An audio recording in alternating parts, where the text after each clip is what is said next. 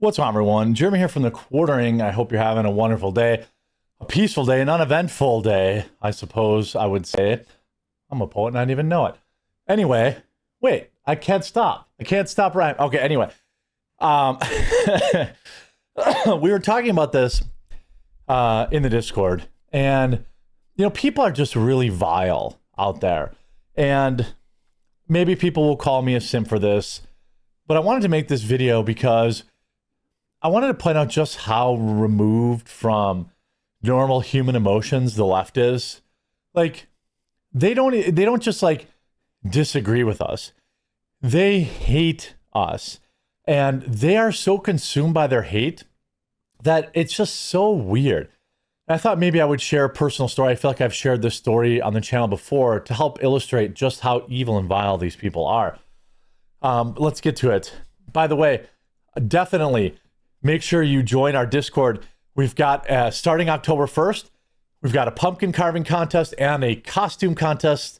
Good, parents, you can enter your kids if you want. We've got, all sorts of prizes set up for that. We've got a Secret Santa going in December. We'll do something cool for Thanksgiving. And also, obviously, you get to talk directly to me and all the other members in the various chat rooms that we have. So thequartering.com/join. Get in there today. Come say hi. I think tonight we've got we're going to start doing movie nights, and we're going to start doing like game nights, stuff like that. I'm going to train Maggie on, she works for me, on how to like organize that stuff and be more active in the Discord too. So you can talk to Maggie too. This is the left. Okay. Apparently this person follows me. Asmongold grieves the loss of his father. He hasn't streamed in almost a month. Erica Kirk's husband got assassinated and she's smiling after taking over his company. 24,000 likes. These people are ghouls. Look, I like Zach. I like Asmongold. People grieve in their own ways. I honestly think it might be better for Asmongold to come back to stream, to get his mind off of it. But I don't know. I guess he's probably looking at like, well, if I come back streaming, everyone's going to be talking about my dad in the chat, and his dad was a regular figure on his show. People knew Asmon dad, and people knew his mom too. And, however much time he needs, he should take it. But people are really going after Charlie's widow.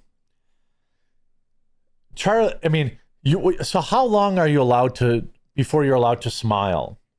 How long before you're allowed to go back to work? I had this absolute ghoul who, of course, deleted their tweet. Every time you shine a light on these losers, they immediately scatter like the cockroaches they are. Some ghoul's like, oh my God, look at all the jewelry she's wearing at Charlie's funeral. I'm sorry, I didn't see where in the official guide on how to grieve that you weren't allowed as a woman to wear the jewelry that your husband bought you at his funeral. I didn't know how many pieces of jewelry are acceptable to wear to a funeral. I wore a nice watch to my dad's funeral. Was that too much? Does that mean I wasn't grieving him because I wore a nice watch? Did it mean my wife wasn't grieving him because she wore diamond earrings? These people are ghouls. And you have this guy, Erica Kirk, putting her middle finger to all of us who still believe this staged-ish. She needed a GoFundMe with all those gold and diamond rings. Well, did Erica Kirk start a GoFundMe? No, she did not. Somebody else started it on her behalf. She never said she needed money. And this is the same picture that everyone's just like, look, yeah, that's a big diamond. That's a lot of money on those hands. But again, the Kirks had plenty of money.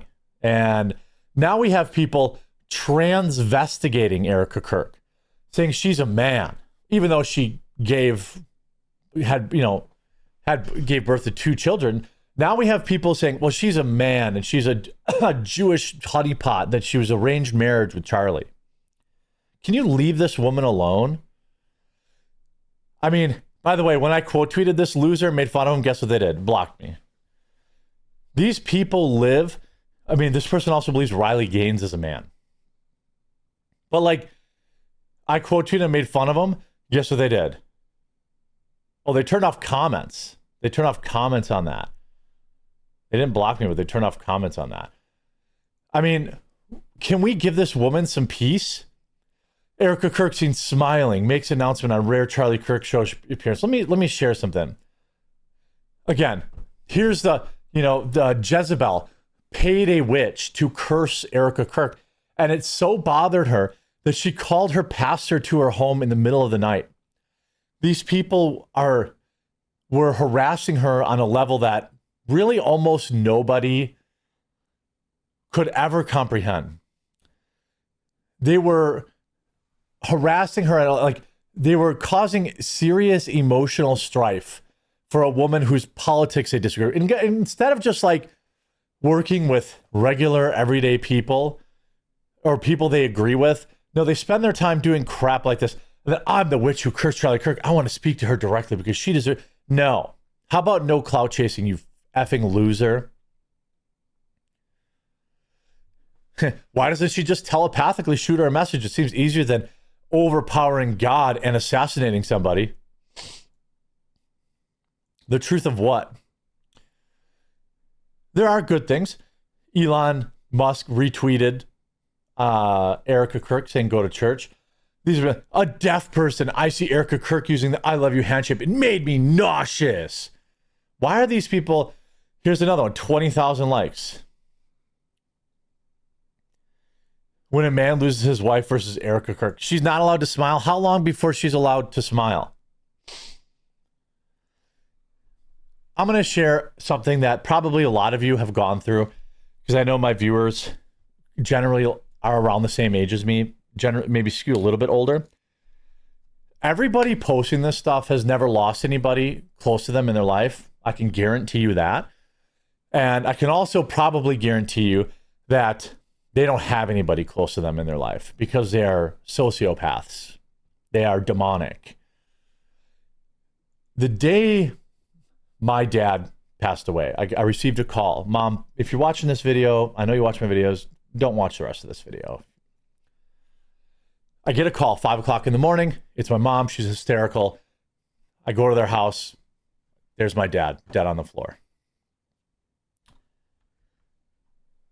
Obviously, probably the most shocking thing I've ever seen in my life, the most scarring event that's ever happened to me, the saddest I've ever been. And of course, you cry and you're upset. But I remember this moment. We're sitting in my parents' living room, right?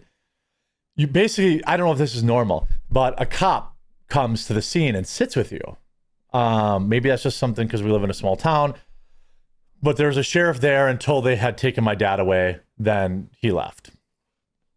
And we're sitting in it's like the formal dining room, so we're out of eye shot of his body. I go in there, they take his body out. I go in there and I have to clean his blood off of the kitchen floor because I didn't want my mom to see it because he had fallen forward and like broke his nose in the fall. Didn't want my mom to see it, so I cleaned it up. And I go back in the other room and we're sitting with this officer and people are cracking jokes through the tears. We're saying stuff like, well, it's not a great way to start a Monday or stuff like that. You laugh just to stop crying.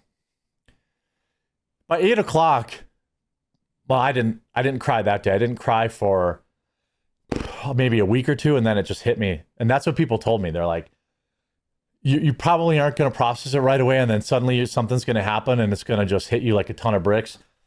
That's what happened to me. I had my dad's car here. I was borrowing it, and I happened to open the hood, and I saw his handwriting, because he'd always write the miles in black marker on the inside of the hood of when he changed the oil. And then it just like all hit me. This wasn't for like a week or two after his funeral. I was very sad, obviously, blubbering, crying, weeping, snot-nosed, the whole mess, right? But that day, and for many days after it, I simply just went to work. It was 8 o'clock in the morning, and I've been there since 5 a.m. I have a daily live stream. I have videos to do. I just went to work. I don't even know if I said anything. I feel like I told my co-host, I don't remember who was working with me on that day. I think Melanie was. I can't remember. But I worked because what the hell else was I going to do? Stare at the wall and be sad? Cry more? Well, cry at all. I just had this huge hole in my heart, but like, what else are you supposed to do? You go to work. You be about the work. You laugh about jokes. You just, for just a moment, you work because it's a brief respite from the sorrow and grief and emptiness that you feel. This is how normal people actually act.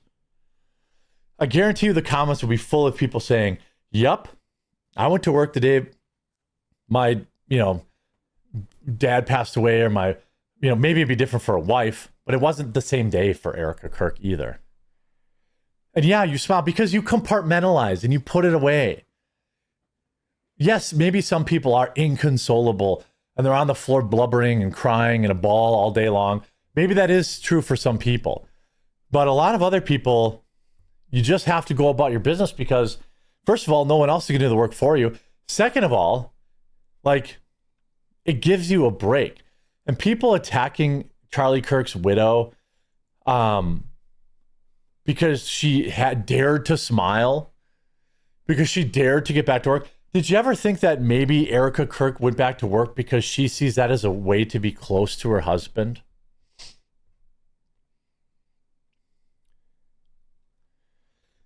Some people said, like, I don't see the problem. I wouldn't want my wife crippled with grief, honest or performative, just to satisfy outsiders. The best way to honor me would be to keep pushing forward, not break down for show. I'm sorry you can't tell me you don't see the pain in her face. How can you not see it? People are like, oh, look at this crap they're posting.